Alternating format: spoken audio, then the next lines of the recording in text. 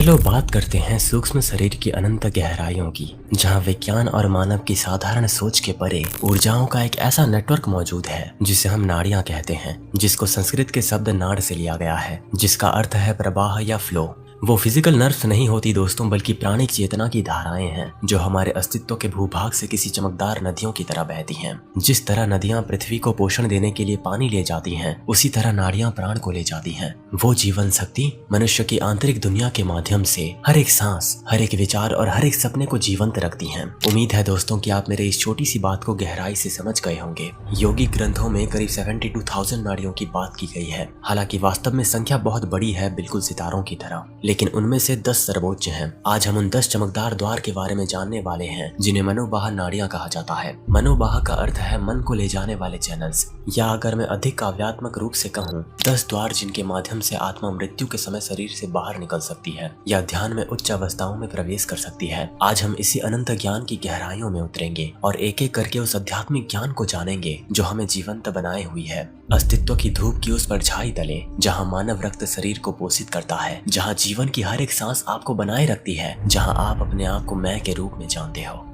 इन 10 नाड़ियों को जानने से पहले हमें ये जानना होगा कि इन्हें 10 द्वार क्यों कहा जाता है। तंत्र योग में ये माना जाता है कि जब मृत्यु आती है तो आत्मा जीवात्मा बस गायब नहीं होते, ये 10 द्वारों में से एक के माध्यम से शरीर छोड़ देते हैं। प्रत्येक द्वार एक नाड़ी से मेल खाता है और जिस द्वार से कोई बाहर निकलता है वो आत्मा की अगली यात्रा निर्धारित करता है, चाहे वो पुनर्जन्म हो, मुक्ति हो या दिव्य लोकों में हो। कुछ लोग इच्छा और आसक्ति से प्रेरित होकर निचले द्वार से बाहर निकल जाते हैं, ये कर्म के चक्र में पुनर्जन्म लेने वाले लोग होते हैं। लेकिन कुछ विरल लोग जिनके प्राण सुषुम्ना नाड़ी से ऊपर उठते हैं ना, सिर के मुकुट ब्रह्मरंध्र से बाहर निकलते हैं, अनंत में वो विलीन हो जाते हैं। इन आत्माओं का पुनर्जन्म नहीं होता।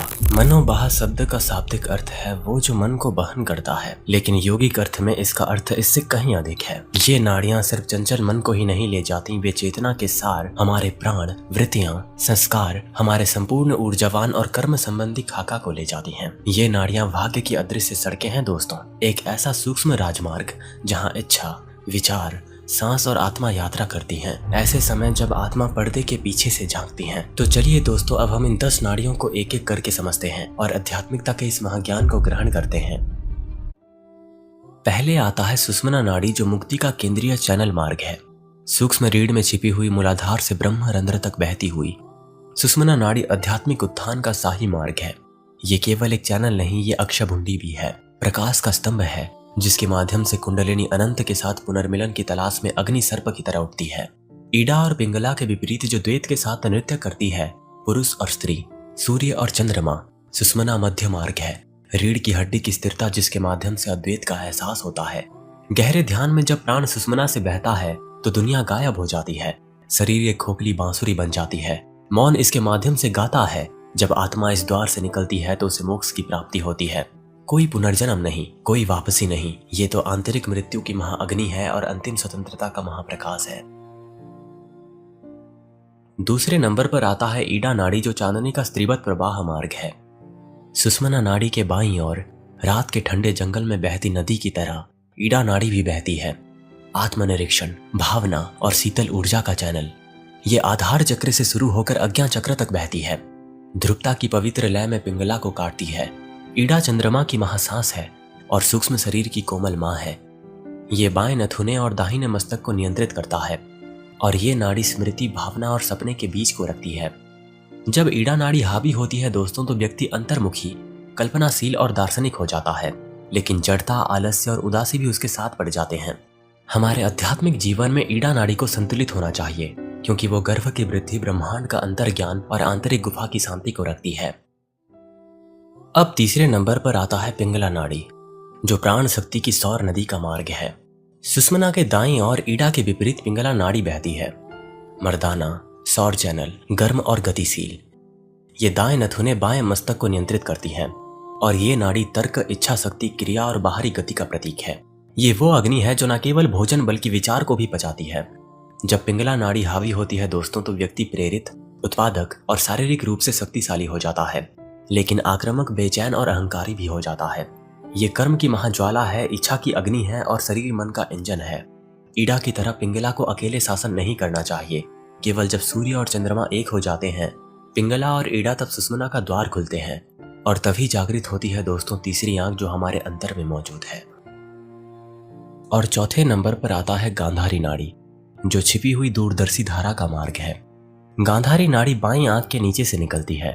कंध यानी कि नाभि क्षेत्र में जो ऊर्जा केंद्र है दोस्तों, उससे होकर बहती है और बाईं बड़ी उंगली पर समाप्त होती है।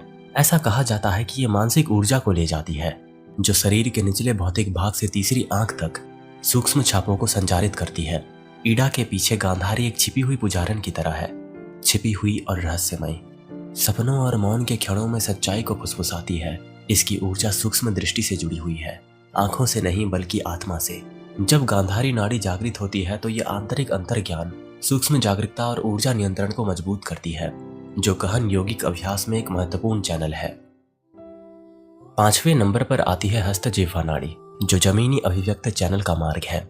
दाहिनी आंख के नीचे से दाहिनी पैर के अंगूठे तक कान के माध्यम से हस्तजिह्वा नाड़ी बहती है, जो गांधारी नाड़ी की पूरक है। इसके नाम का अर्थ है हाथी का जीव, जो शक्ति, स्मृति और संचार में नियंत्रण का प्रतीक है। यह अनुशासित अभिव्यक्ति जमीनी भाषण और बाहरी रूप से प्रकट होने वाली आंतरिक शांति की नाड़ी है। यदि गांधारी दृष्टा है तो हस्तजिह्वा वक्ता है।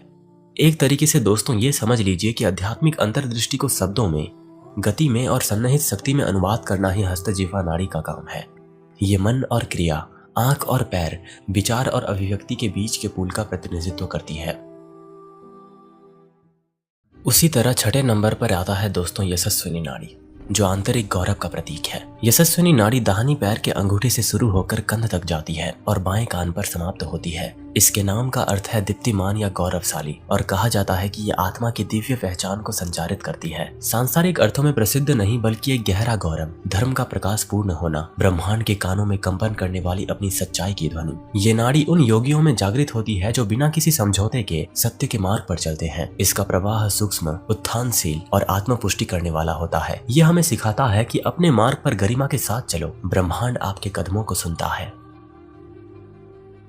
सातवें नंबर पे आता है पूसा नाड़ी, जो आत्मा और शरीर का पोषण करने वाला मार्ग है। पूसा नाड़ी बाएं पैर के अंगूठे से कंध तक बहती है और दाएं कान पर समाप्त होती है। ये यशस्विनी का पूरक है, जिसका अर्थ है फीडर या पोषण करने वाला। ये जीवन शक्ति और आध्यात्मिक अंतर्दृष्टि दोनों को बनाए रखती है। ये शरीर की स्थिरता और आत्मा की शक्ति का पोषण करता है, बिल्कुल एक गाय की तरह जो मुफ्त में दूध देती है। पूसा नाड़ी सभी स्तरों पर ऊर्जा प्रदान करती है। ये पृथ्वी और आकाश, पैर और श्रवण, भौतिक उपस्थिति और सहज ज्ञान को जोड़ता है। संतुलित पूसा नाड़ी जीवन में गहरे भरोसे की ओर ले जाती है, एक भावना कि ब्रह्मांड न केवल विशाल है बल्कि महत्वपूर्ण भी है।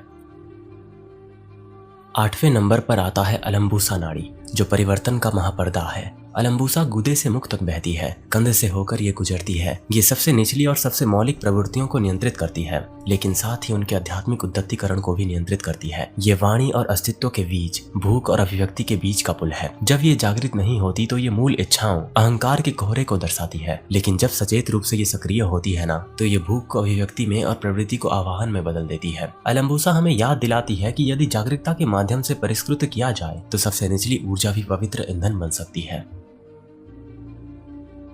अब दोस्तों 9वें नंबर पर आता है कुहू नाड़ी, जो यौन परिवर्तन का अर्धचंद्राकार भाग अंश है। कुहू नाड़ी गले यानी कि विशेष रूप से सोम चक्र से शुरू होती है और जनन अंगों में समाप्त होती है। ये बिंदु यानी कि वीर्य के सार के गति में अंतरंग रूप से शामिल होता है। वासना में नीचे की ओर नहीं बल्कि अमृत यानी कि ऊपर की ओर बहती है। तांत्रिक योग में कुहू की महारत एक योगी की उद्धरिता बनने की अनुमति देती है, जो यौन ऊर्जा को आध्यात्मिक शक्ति में बदल देता है। ये आंतरिक अर्धचंद्राकार है और आंतरिक कीमिया का चंद्रमा है। कुहू नाड़ी हमें सिखाती है कि इच्छा को मत मारो, इसे रूपांतरित करो, इसे मुकुट तक उठने दो और आनंद के रूप में खिलने दो। और आखिर में 10वें नंबर पे आती है संखिनी नाड़ी, जो छिपी हुई शक्ति का मोती मार्ग है। संखिनी नाड़ी गले से निकलती है और गुदा में समाप्त होती है। सरस्वती और गांधारी नाड़ियों के बीच बहती है। ये निष्कासन प्रक्रिया से जुड़ी होती है दोस्तों, लेकिन कर्म अवशेषों की सफाई से भी जुड़ी होती है। इसे अश्विनी मुद्रा के माध्यम से जागृत किया जाता है। गुदा की मांसपेशियों का सचेत संकुचन, मूलाधार चक्र को जगाने की एक सूक्ष्म कुंजी है। ये संखिनी मोती की माँ की तरह है, गहरी, सुंदर और मजबूती से छिपी हुई। ये जड़ का ज्ञान और पृथ्वी का धैर्य रखती है। संखिनी नाड़ी हमें ये सिखाती है कि केवल अपने शरीर को नहीं बल्कि अपने कर्म को भी शुद्ध करो और जड़ को पवित्र रखो। तो ये थे दोस्तों आध्यात्मिकता की महाऊर्जा के वो नाड़ियां जो ऊर्जा को मानसिक, शारीरिक और भावनात्मक ऊर्जा में परिवर्तित करती हैं, जिसे हम हर रोज एहसास करते हैं। जब तक आप ऊर्जा के इस बेसिक नॉलेज को नहीं समझोगे तब आप इस ऊर्जा के खेल को नहीं जान पाओगे, और जब तक आप इस ऊर्जा के खेल को नहीं जानोगे तब तक आप अपने आप को कैसे जान सकते हो जो खुद एक ऊर्जा है। तो मैं ये उम्मीद करता हूँ दोस्तों कि आप मेरी बात समझ गए होंगे और ये वीडियो आपको पसंद आया होगा।